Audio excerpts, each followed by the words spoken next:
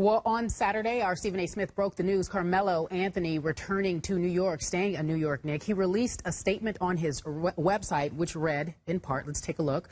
A few years ago, I dreamed of coming back to New York City, the place of my birth, and on February 23rd, 2011, that became a reality. This organization has supported me, and in return, I want to stay and build here with this city and my team.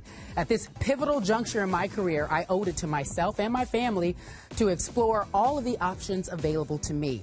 Through it all, my heart never wavered.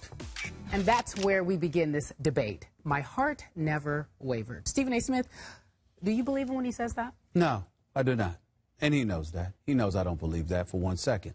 But his heart did waver for the right reasons.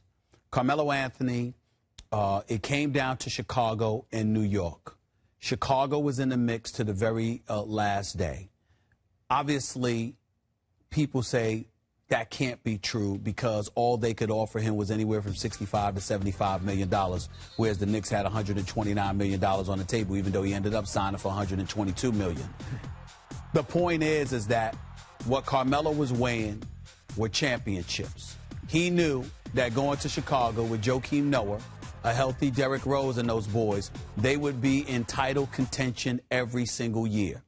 And the fact that the first 10 years of his career, he was bounced out in the first round 8 times.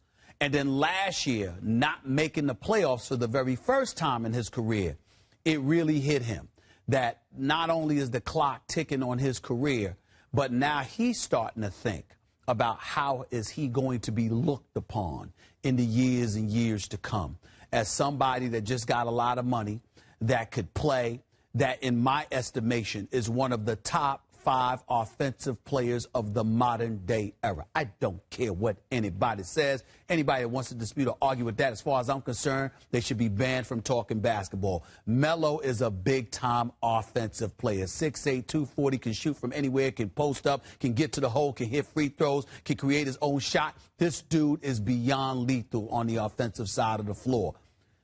In the end, I think money played a role, but it clearly wasn't just money. I think those moves that Phil Jackson made, getting rid of Tyson Chandler and Raymond Felton, getting Jose Calderon, going after Pau Gasol, trying to get rid of the contract of Amari Stoudemire. Melo sat down and said, wait a minute. Phil Jackson, in conjunction with Steve Mills, who's the guy working those phones now, and I bring up his name and give him props because very few people can step back, accept the lesser role, and go pound that pavement like Steve Mills is doing. Melo is sitting there and looking at it and going like this. Phil trying to make some moves. Phil's not standing pat. And I want to take a moment to give Phil Jackson a lot of credit because this man is a novice as an executive, which we all know, but exceptional as a coach. This dude is not sitting back and just saying, I wanted Melo. He's trying to make a team. And Phil Jackson has led me to believe some of the things that I hear he's tried to pull off. Phil Jackson has led me to believe that the New York Knicks are in very, very good hands. He will do what needs to be done. And he's working it. I give him a lot of credit. And Melo noticed that. And that had a lot to do with Melo staying. Okay, so I will remind you that last week on this show, you continued to lean toward potentially Melo teaming up with LeBron James in Miami. That's right. Okay? So, remember, Melo did wait. He held on for a while to see what LeBron would decide. His heart wavered. Okay? All right. So, what happened? Bottom line, why didn't he pair up with LeBron? Was it just because LeBron decided to go home?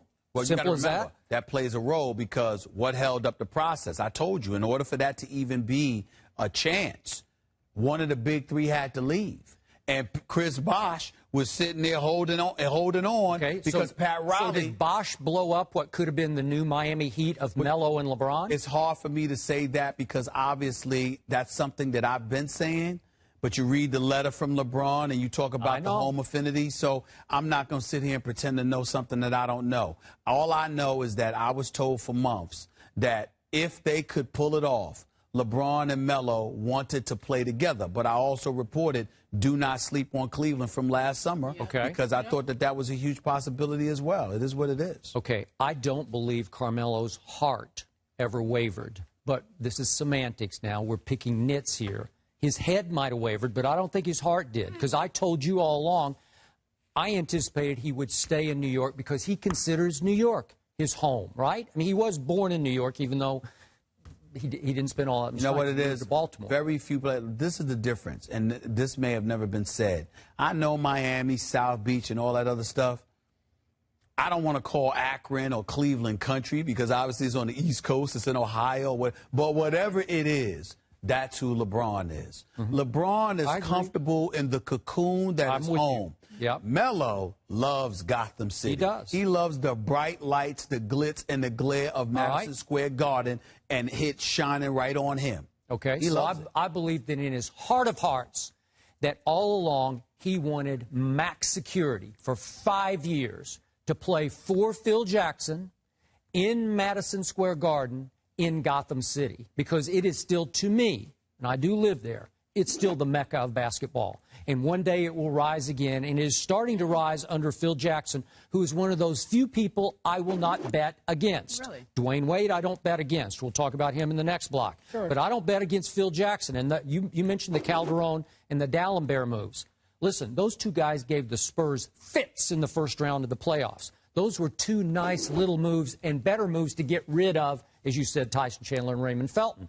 And then Cleanthony Early, he can play. Oh, yes. Yes, he you can remember play. You remember how I thought about him? Listen, this dude, Wichita State, let me tell you something right now. I don't know how he fell in number 34 in the draft. I don't either, but they got him. I'm going to tell y'all something right now. Remember, Skip, I came here raving about this brother. Let me tell you something right now, y'all.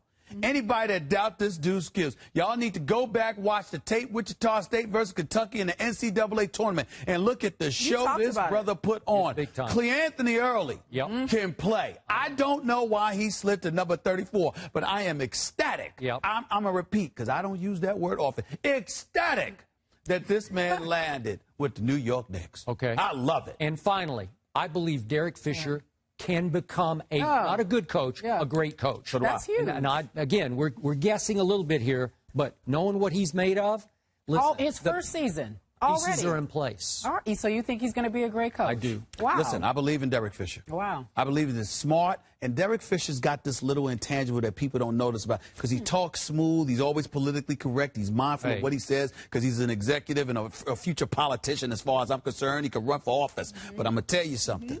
Derek Fisher is incredibly feisty when it comes to on-court matters, and he can get in a player's face and demand something. He's got that basketball assassin in him. He's got it. Yeah, when we think of Derek Fisher, we think of the Lakers. We'll talk about the Lakers being shut out a little later on in the show. Not one star landed in free agency. We'll get to that since we're in L.A. But Miami used to be the team to beat in the Eastern Conference. When we come back, we'll see what they say in